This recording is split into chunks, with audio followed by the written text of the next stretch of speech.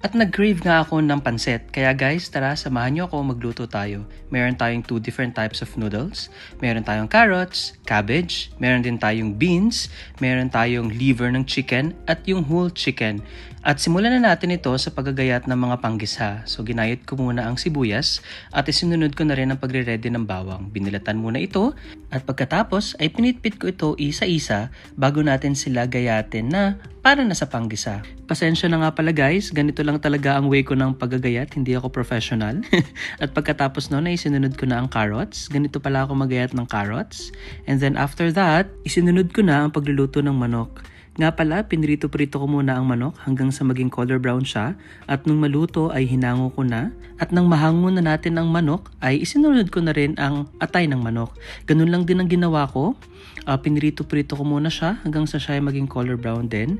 So nilagyan ko siya ng asin at saka ng paminta para pampalasa. Para mamaya pag nilagay natin siya sa pansit ay hindi na natin siya kailangan dagdagan pa ng pampalasa. At nang maluto na ang atay at nahango na ay sinimulan ko na mag-isa. So sinimulan natin yan sa sibuyas at bawang at nung maluto yon ay isinunod ko na rin ang carrots. At nang maluto na ang carrots ay isinunod ko na rin ang ating beans. Konti lang yan.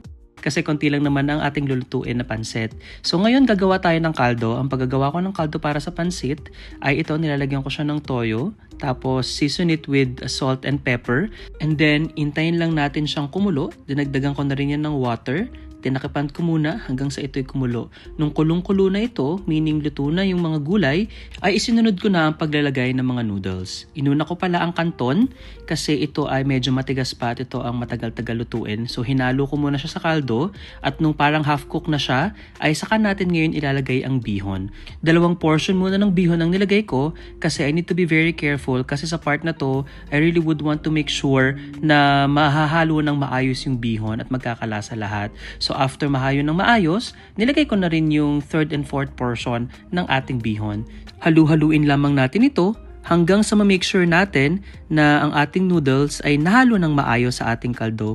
Nga pala, nagdagdag din ako dito ng konting oyster sauce kasi ito ang isa sa mga nagpapasarap ng recipe ko sa pansit.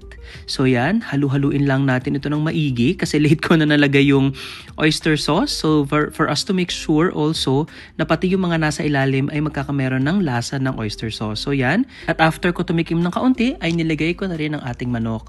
So as usual, halu-haluin natin to make sure na yung ibang manok ay mapunta sa ilalim para hindi lahat ng manok ay nasa ibabaw. And nung mix well na sila, sinunod ko na rin ilagay ng pakonti-konti yung atay para kasi hindi siya masyado madurog kasi pag nilagay mo siya ng isang bulto tapos hinalo mo siya baka may tendency na masira ang atay. So yan, luto na ang ating pansit at tikiman time! Yun lang guys, maraming salamat.